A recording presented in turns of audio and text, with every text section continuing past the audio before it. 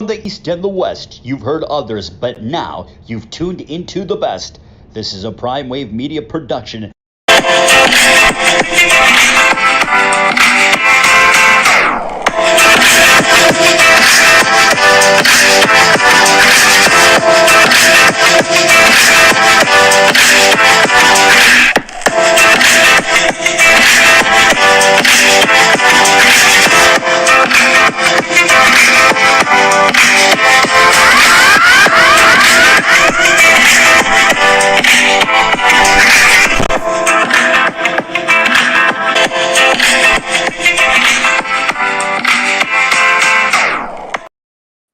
What's up, world? It's the one and only Pop DiBiase, the Primetime Capper. I'm feeling good. I'm feeling great. And it is time for the premier sports betting show, the Primetime Angles. So let's get into the first topic. And of course, it's the biggest topic in the sports world. Bolt report. Chargers blown out. Lows 63-21 by arch rival Raiders. All right. So guess what? Staley and Telasco fired as everybody wanted. You know, I honestly felt that firing the coach wasn't going to be the smartest thing that you could do at this point, because people have to understand that Brandon Staley was already going to get fired at the end of the year. It was already going to happen. Once they got to 5-8 on Sunday, I think that the Chargers really want to say, okay, you know what? We'll let them finish out the year and we'll fire them at the end of the year. And we'll probably keep our general manager because it's not that big of a deal. But instead, they went ahead and said, you know what? We're going to just fire everybody. You know what I mean? We're going to get rid of the general manager, head coach. We're going to get all this started right now. We're going to start the process of getting rid of our head coach, getting rid of our general manager, and starting the rebuilding process around Justin Herbert. Because unlike the Dodgers, Justin Herbert ain't deferring none of his money. So what happens is now the Chargers have to reset the whole program, because this was supposed to be the all-in season for the Chargers. It truly was the all-in season for the Bolts. And what happened is that it just didn't come to fruition. You could tell by the first game this was going to be an inconsistent season. And it was going to wind up being the same type of season it always is with the Chargers, 9-8 or 8-9. Staley wasn't bad. Come on, he wasn't as bad as you want him to be, because in his three seasons, he made the playoffs once, but the Chargers were still a team that were above 500 at the same time too. They were middling, but they were not like the Raiders, who were 6-11 and 5-12 and all this other hucky stuff. And we're gonna get better next year. I really do. I understand. I totally feel that he should have been fired, okay? But I don't like the fact that everybody did not keep the players accountable last night. They were the ones that stuck it up on the field. They should be embarrassed at the end of the day. They looked awful last night. Sorry, I don't care what anybody says. Players don't get excused for poor performances to me. They don't, because the players settle everything on the field. When you got to keep relying on the coach and all that stuff, you suck. The coach ain't nothing but the valet, man. The coach puts together a little game plan. You go from here, you go from there. But at the end of the day, man, it's on the players. And they did not show up last night. And I don't care what anybody says. I don't care who has their gripe and who they're mad at and all that other stuff. You don't know a damn thing about football if you're not going to keep those players accountable. Because at the end of the day, it's the players that make the game. The coaches are just a part of it. They're scenery. And I just really feel bad for this guy that he has to lose his job because these guys wanted to quit last night. You should fire the whole team. Not just the coaches. Get rid of everybody except for Herbert, because he's the only one that really tries. But the rest of y'all got to go. Keenan Allen consistently dropping the ball. Quentin Johnston consistently dropping the ball. Eckler, he's playing. Eckler's so hurt, so banged up. It's just give it up already. It's just a bad situation with the Chargers. You wish this team could just forfeit the rest of the season and just move on. Dude, it doesn't matter that they fired the coach. They weren't going to win another game for the rest of the season anyway. So you doing this was just everybody talking and talking and talking and getting mad and being upset about it. Why don't you switch places with coach and see how good you do next Sunday? Yeah, I thought so. All right, man. But with that, I just feel bad for the guy because Staley seemed like he was a real comfortable coach. You know what I mean? And I don't think teams like the Raiders and teams like the Browns and teams that have fired their coaches over the last 20 years, 20 times over, should ever say anything about consistent coaches or anything like that or any of that nature. Anybody knows who's been watching football for a long time, it is really tough to win in this league at the end of the day. Okay, and you know what? Staley tried. 2 seasons he was decent. He was all right. But this year, you know what? What can you do? Mike Williams was out. Joey Bosa's out. Herbert's out. And then you got a bunch of quitters. Straight up, you got a bunch of quitters. So it is what it is. The Chargers, the middling squad. So you know what? It is what it is at the end of the day. Chargers are going to make some very, very necessary changes. Hopefully they overhaul most of this roster with it as well too, and they find themselves some chemistry. You know what I mean? This team seemed like they had some chemistry, but you know what? The media messed it up, man. I'm gonna keep it real. This was a straight media job right here of getting this coach fired. You know what I mean? Because the Spanos don't operate like that. The Spanos sat up here and had a 1-15 season. Did they fire the coach halfway through? No, they fired the coach at the end of the year. They gave him some dignity. You know what I mean? Frank Wright being fired, that was what was needed.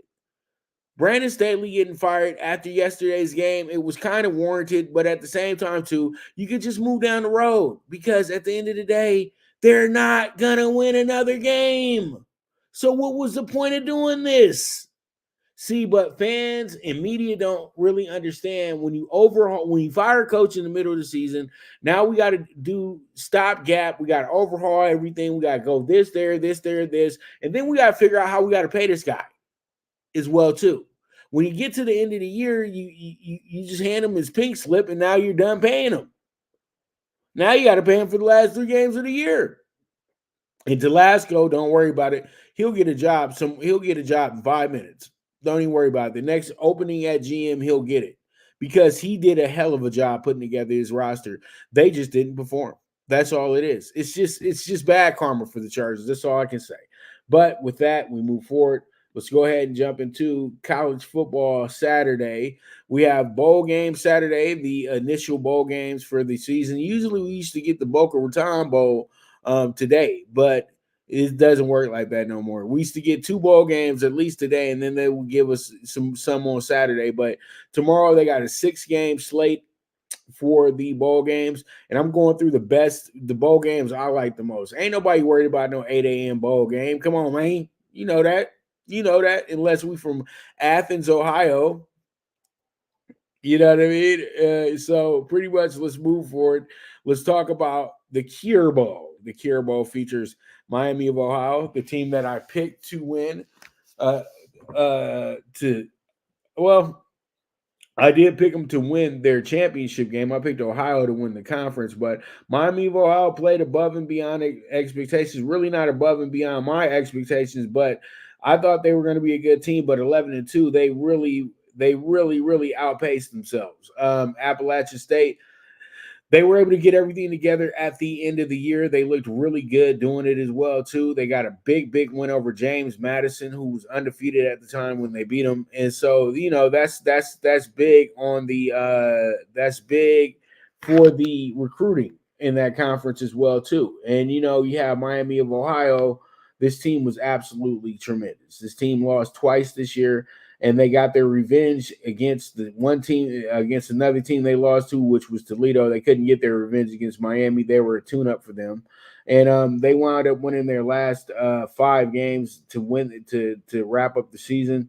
and very, very fun fashion as well too. This team really, really played hard in all these games, and they really, really made sure that they took care of their business. They got one of the better defenses in the nation as well too. This team, since the highest amount of points they gave up in a game was 38, when they gave up 38 points to Miami of Ohio. Other than that, the next highest game that they had all year was a 28-point game with UMass, and the highest amount of points they gave up in conference this year was 21. So this team is really good on the defensive end, and that's going to really bring some issues to this App State team that really does know how to light it up. It seems like App State, most of their games were always that they lost were very close. You know what I mean? And they did lose at the end of the year to Troy, who I picked to win the Sun Belt in the preseason. They went ahead and took care of their business and won that conference 49-23 that day against Appalachian State. So that's where they're coming out of. And then you have a Miami of Ohio team that's coming out of a win in a championship game for their conference. So when I really look at this one and how this game sets up, I really do like Miami of Ohio here. I think Miami of Ohio takes this one home. The plus 200 money line is an absolute big value here for anybody who's betting this game. Also, you can go ahead and jump on that spread as well too. And I think that the under will not be the play here. I know it looks like it could be the play, but I think that this game finishes up 24-21, something of that nature, with either or winning the game. But I do like the money line a whole lot, so I'm going to go ahead and smash that on the board and pretty much take that plus 200 on the Miami of Ohio Red Hawks. So with that, we move forward. Let's go ahead and jump into our next, which is going to be this. This is going to be our next game up, which is going to be the New Mexico Bowl. New Mexico State going against Fresno State. Fresno State coming into this game very, very Fresno's State's coming into this game kind of reeling a little bit. This team started off so good this season. And what happened was that they ran into a little bit of a buzzsaw when they went to Wyoming, and things just weren't the same after that. And, you know, Mikey Keene's a guy that I'm very high on, but I think Mikey Keene kind of got figured out. He's a little guy too as well. So hopefully he can bounce back in this game. Hopefully he can bounce back in this game, and that would be something big for this team. You know, he almost threw for 3,000 yards this year, 21 touchdowns, 9 interceptions. He was sacked 19 times, but the guy who knows how to keep plays alive. Mikey Keene, actually, he was minus 145, but that's because of the sacks. But he had big moments where he was able to get this team exactly where they needed to get. And you know what? We're all going to remember what he did against Purdue this year as well, too. And New Mexico State is not on Purdue's level like that. So pretty much this game does look like if he can get it going in the right way, he could go ahead and win this game. But New Mexico State, we do give them their props. This team did win 8 in a row before losing their conference championship game. But, you know, this is a different animal. When you look at who they played this season, when they played non-conference football, they actually wound up going 2-1, but they got beat by UMass. And, you know, that UMass loss really did stick out a lot to me. You know what I mean? They lost to Hawaii as well, too. So that stuck out immensely as well. So I think in this game, this is another one where you just say, F the spread. Let's go ahead and pound down on that money line. I like the plus 155 here. Let's see how it goes. Let's see how it shakes out.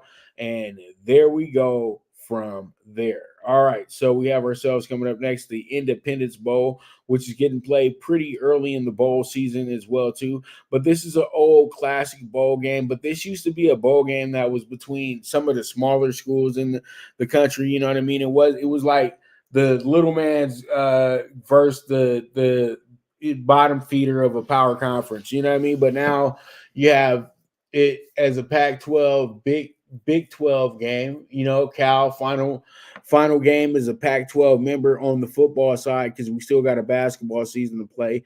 Then you got Texas Tech, a team that worked themselves into this bowl game this year. And both teams really worked themselves into this bowl game because it looked pretty hopeless for both these two early in the season. But it's gotten a lot better since the start of the year. And you got a California team that comes in here play great football to end the year. They won 3 in a row, and that's what got them in here because they were awful to start the year. They wound up going 3-6 to start the year. They finish up 3-3, so they're bringing a lot of momentum into this game. And they got a good win over UCLA last their last game, which was the final game with them in UCLA in football wise in the Pac-12. So that was pretty fun for them because they were able to come to Pasadena and beat them 33-7. So that worked out pretty well for them. Then you got a Texas Tech team that's been it back and forth all season pretty much, and they did wind up getting shellacked by Texas to end the year, but they had 3 very key wins for them to get into the bowl situation because when they started the year, they were actually 3-5. So they were able to win their last 3 out of 4. That pushed them into the bowl game this year. So this will be one of our better bowl games because both these teams are very similar coming into it. One's a great passing offense. The other is a great running offense. Both of them have average defenses that have some good players on that side as well too.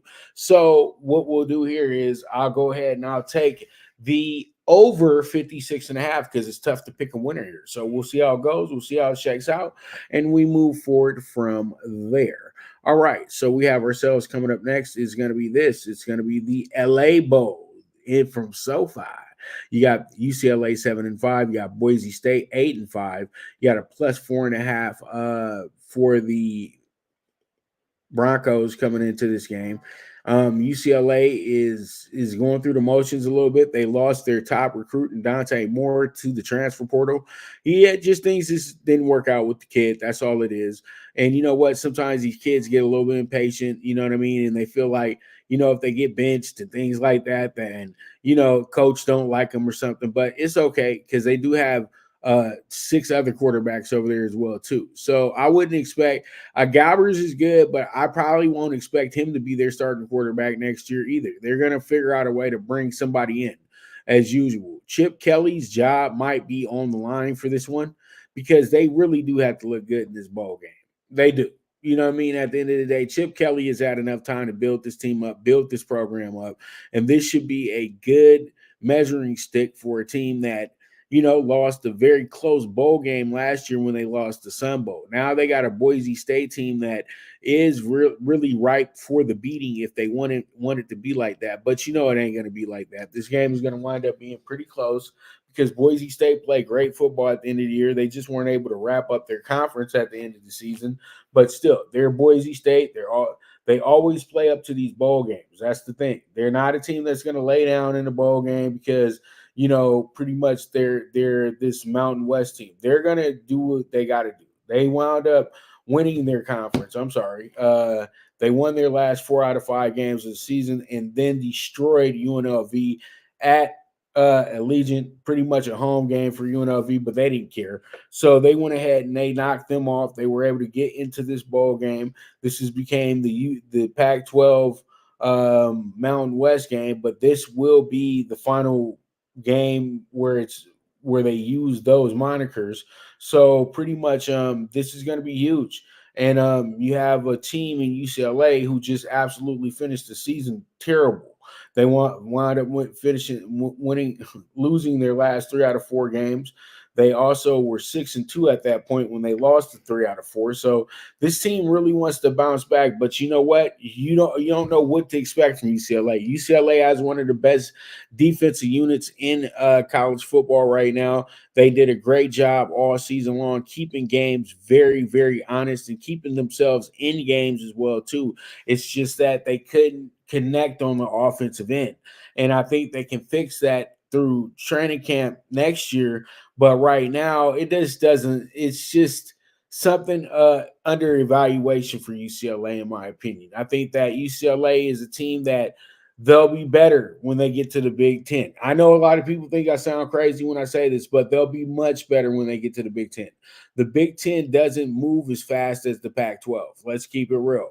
And UCLA is going to bring a speedy game with them, and they're going to bring a physical defense with them. So, I think that you can't fire Kelly yet because you're going into a new conference next year. But if he fails next year, get rid of him. It's not really that hard. So pretty much with that, we're going to go ahead and take our first commercial break. When I get back, we're going to jump into the state of the Lakers, and then we'll get into the NBA Friday night. So you guys stay tuned. This is the premier sports betting show, the Primetime Angles, with the one and only Pop DiBiase, the Primetime Capper.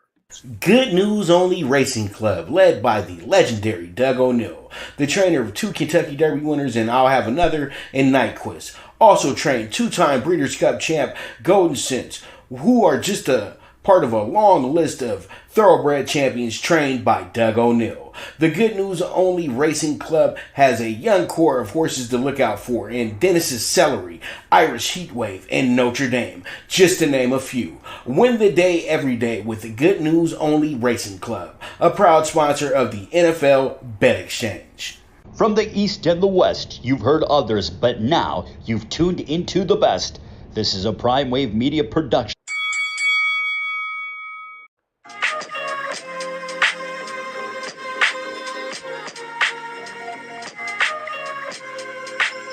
Tune into Big Wave Boxing every week with a brand new guest with the one and only Pop DiBiase, the Primetime Capper, getting the best boxing stories, best boxing angles, and the truth when it all comes down to the sweet science.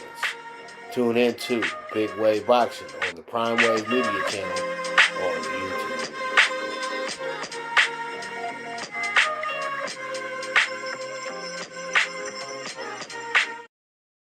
All right, we're back with the premier sports betting show, the Primetime Angles. Now we have ourselves some basketball to talk about. We got the state of the Lakers. The Lakers are playing their back-to-back with the Spurs tonight. And so you get Wemby versus LeBron. LeBron's back tonight because LeBron had a calf contusion, but we know he'll be back tonight. Lakers should be able to play pretty well, you know what I mean? And this will be the key matchup tonight because that's what they'll all be talking about left and right. LeBron and Wemby. And LeBron's been playing out of this world, man. Let's just keep it real. LeBron's been playing great basketball. He's been absolutely epic this season. But as usual, you know, his council of haters will always not be satisfied. LeBron James, I just can't believe a guy is this damn good. And you guys still ain't satisfied with how he's playing the game of basketball. It's almost like you don't like the game of basketball because of LeBron. Because LeBron plays the game just excellent. And right now, it's crazy that he's the best player in the NBA right now. It just goes to show you that the talent pool in the NBA has really, really subsided since the Kobe era, the Garnett era, the McGrady era, and the Jordan era. But I keep telling people what the exact problem is. You're drafting too young. You're bringing in way too many 19-year-olds, and you're not bringing in enough men. You know what I mean? And every time you bring in these 22-year-olds, now you're doing them a disservice and you're putting them in the G League. Why would you put a guy who played 4 years in college in a developmental league when you need to put the 19-year-old in a developmental league? The NBA don't make no damn sense right now. That's the whole thing. The NBA is very unorganized with the thinking and the scouting of what they do. I don't think young players are bringing a lot of people to your arena anymore. I think that good teams bring people to your arena, and I think that's exactly what the Lakers are trying to do right now is build up a really good team behind LeBron. And they're getting there because the in-season tournament pretty much showed us that. But Wemby is a loser. Okay, I don't care what any of you guys say. Yeah, you can go out there and score 20, get 10 rebounds, and get 5 blocks, but damn, your team keeps getting beat by 15, 20 points every damn night. And you keep thinking it's okay to shoot 6 threes a game, knowing that you're shooting 20% from that part of the court. And then the other bad part about it is that the guy doesn't have any IQ. And he's doing great things without having a high basketball IQ. If the guy had a high basketball IQ, his team probably could be undefeated right now because he really is a mismatch, to be honest with you. But that's just because they don't get physical enough with him yet. And I think once they start getting more physical with the guy and they start really, really challenging him, things are going to get a little different for Sir Wemby. And I think that LeBron is a guy that knows that he has to keep the league going because you can't put the league in this guy's hands yet. You can't put the league in Wemby's hands yet. These fellas have lost 19 games in a row. And he don't know how to figure that part out. Because thing is, they done said that he gonna do this, he gonna do that, he gonna do this, he gonna do that. He said they're gonna be in the finals this year, all that stuff. But you know what? The reality check of the NBA has really, really, really served him some humble pie. And I think tonight will be a really good game between these two because you know that the Spurs have some confidence because they did come back. Wemby had himself a really big game, and he was able to be the lead dog for this team in the comeback as well, too. But tonight they got LeBron back, and LeBron will be able to go ahead and slow things down when they need to be slowed down. And I think the Lakers absolutely romp this weak-ass team tonight. Honestly, this team is terrible. I don't even like looking at him. I think Pop is embarrassing himself right now. You need to retire Mitt, bro. Like, seriously, because you don't care. And they really think that they doing something out here, but nobody over there cares. Okay. They just over here with the Wemby mania. You know what I mean? Let's make sure the fans are happy. And it's not helping anybody be better. So that's that with the state of the Lakers. Lakers should be good tonight. Let's see how it goes. We'll see how it shakes out. We move forward from there. What's up? What's up? Let's go ahead and jump into the NBA Friday night. We got ourselves really good games tonight. We got 8 of them tonight in the NBA. I'm covering 3. I'm talking about 3 of them, and the first one that I am going to talk about is going to be this one. It's going to be the game of the night between the Magic and the Celtics, and it's funny because the Magic really do have the Celtics number. A lot of people won't tell you that, but these guys have actually won. They swept them last year. They beat them, I think, 3 times already this year. So they've won like 7 in a row against this team. So that right there is very, very good to see that you have an Orlando team. They figured out what team they had to use as the muse for them to get better. And it was the Celtics. The Celtics last year didn't take them seriously in games, and they got beat for it. Now you got a Cavs team that's won their last 3 out. You got a Magic team that won their last 3 out of 5. And you have a Celtics team that's won their last 4 out of 5, including 2 in a row against the Cavaliers. And it's funny because the Magic just beat the Cavaliers as well, too. So that's who they played last. So, they got a lot going on here. This is going to be a good game. You got Banchero, who's averaging 20.7 a game, and he's getting himself 6.8 rebounds and 4.5 assists. So he's leading the way with the team that has another 20-point scorer in Franz Wagner, and then Cole Anthony's averaging 15. Mo Wagner's getting 12 points. You got Jalen Suggs getting 12 points. Markelle Fultz, the former number 1 pick, he gets 11 points a game. And then you got another top 5 pick in Wendell Carter. So when you look at this team and say, damn, you guys got a lot of top 5 picks here, it's like, wow, that's what's making this team look really good. But they got a good veteran presence with Gary Harris there as well, too. You finally got some time coming from Jonathan Isaacs. And then you got a good shooter in Joe Ingles. So there's a lot of things going well for the Orlando Magic. Now you got the Celtics, who have won their, like I said, won 4 out of 5 this month to start the month, and then they're working their way. They're really doing what they got to do to get back to the finals next year. Jason Tatum's averaging 27.3 a game, and he's picking up 8.9 rebounds a game as well too. So this is very key. And then you got the presence of Porzingis, who's doing it on both ends of the floor, defensively and offensively. So tonight, the way that I see this one setting up is the way that I like the way that I look at this game tonight. I'm going to go ahead and put the game on the over for tonight. I like the over coming into this game tonight with the Magic and the Celtics. So we'll see how it goes. We'll see how it shakes out. We move forward from there. All right. We have ourselves up next, which is going to be the Hawks and the Raptors. The Hawks and the Raptors. This should be a good one as well, too. You have a Hawks team that's 9-14. You got a Raptors team that's 10-14. Both these teams just figuring out who they truly are at this moment. You know, Trey is killing it once again this year, 27.2 per game. Clint Capella is a good job, has been a good addition as well, too, this year with his 10 rebounds per game as well. And then Trey's getting 10 assists a game as well, too. So that's very valuable to this team moving forward. And that's exactly what you look for. That's exactly what you build for. You know, those things are very, very good. You know what I mean? So at the end of the day, it's a very good situation going on with the Hawks, even though they're struggling right now, but they'll get better as the season goes along. They're one of those teams. Toronto is a team that you really don't know who they are. They've lost their 4 out of 5, including the first 4 games of the month, but then they were able to bounce back with a good 7-point win against the Hawks on Wednesday night. This is a back-to-back game as well, too. So, you know, they scored a lot of points the other night, and I think tonight will be more of a game that's kind of a toss-up situation.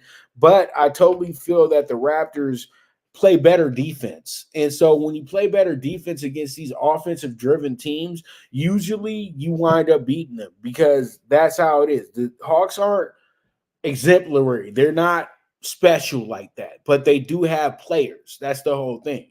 And the way I'm setting this one up is I like the Raptors with the -2. So we'll see how it goes. We'll see how it shakes out. We move forward from there. All right, so we have our final game I'm going to talk about, and I feel like this is possibly our game of the night. I know it's the best game between two East and West tonight, and I always like these East-West matchups because you really don't know what's going to happen in these games. Now, you got a Knicks team that's 13-10. You have a Suns team that's 13-11. The Suns are giving 4.5 points. You have an over-under of 232.5. And, you know, the Knicks, man, I'm telling you right now, the Knicks were so good. They were so good in their first game. And I think tonight the Knicks are going to know that they really had their way with the Suns, even with KD playing out there. So they're going to be confident tonight. Now, when you look at the Suns, you ask yourself, do you think that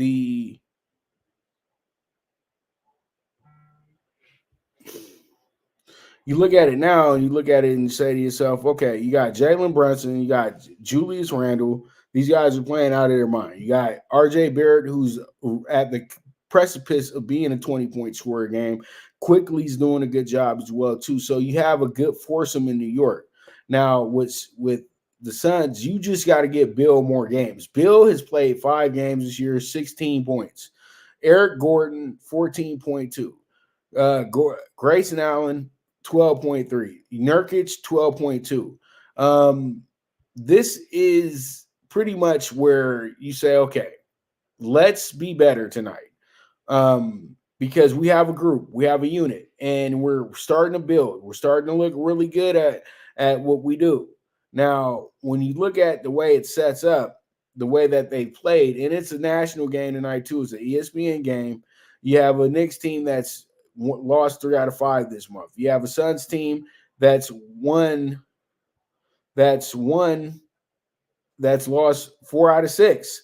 So both these teams are trying to be back on the up and up, trying to keep themselves consistent, trying to build rapport, trying to build chemistry. The Knicks already got theirs, and the Knicks know that they're a moody team. The Knicks will go on a run where they'll hit 8 in a row, then they'll lose 4 in a row. The Suns, though, they have no continuity yet. All it is KD and Booker, and they need to figure out a way to where who's the third guy when we don't have Bradley Beal, because Bradley Beal it's not a big 3 in Phoenix right now. It's Booker and KD and friends. And Bradley Beal, I feel, has not done enough in the league to really consider himself a part of any big threes. He's now just a high-end role player.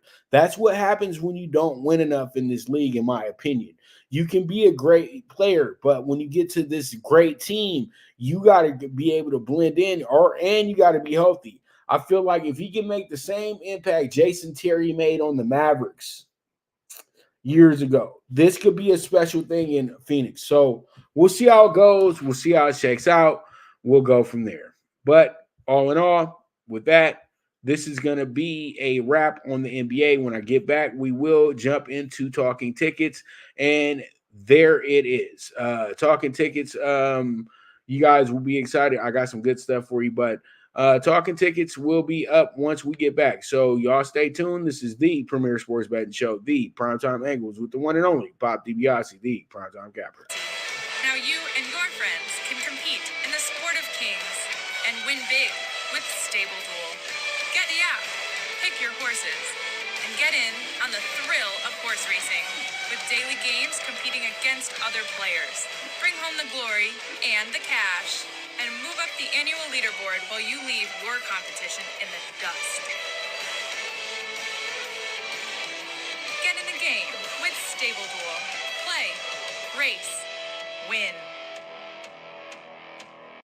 Good News Only Racing Club, led by the legendary Doug O'Neill, the trainer of 2 Kentucky Derby winners and I'll Have Another and Nyquist. Also trained 2-time Breeders' Cup champ Golden Sense, who are just a part of a long list of thoroughbred champions trained by Doug O'Neill. The Good News Only Racing Club has a young core of horses to look out for in Dennis's Celery, Irish Heatwave, and Notre Dame, just to name a few. Win the day every day with the Good News Only Racing Club, a proud sponsor of the NFL Bet Exchange.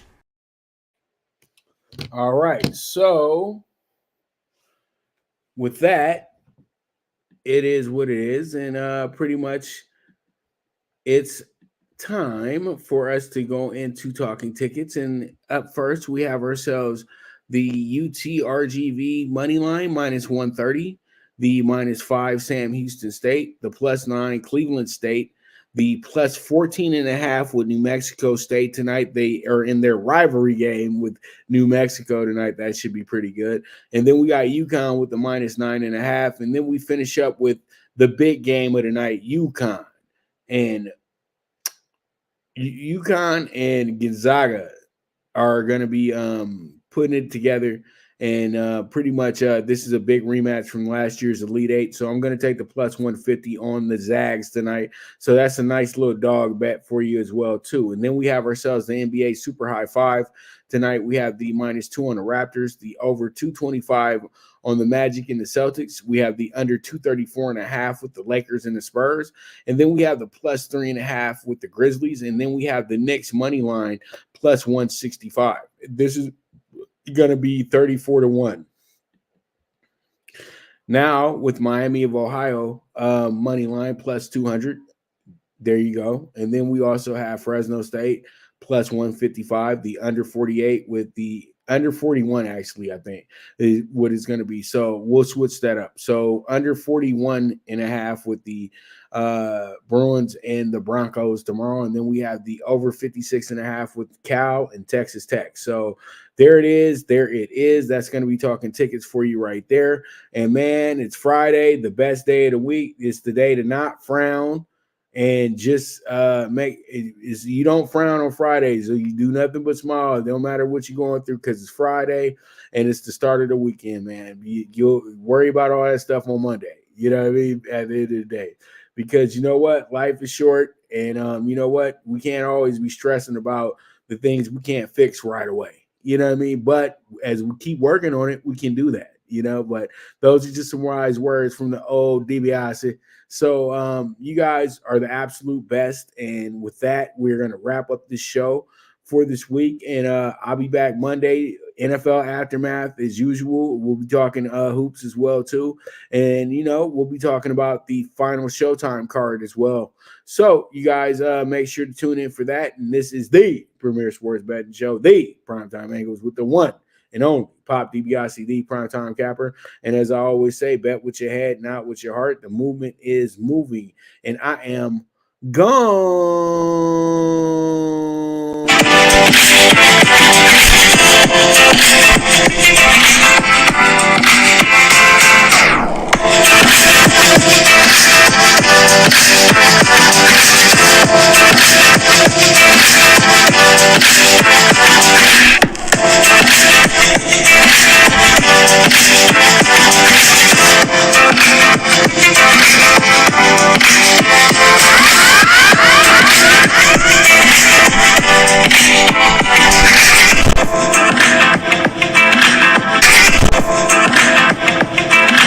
From the East and the West, you've heard others, but now you've tuned into the best. This is a Prime Wave Media production.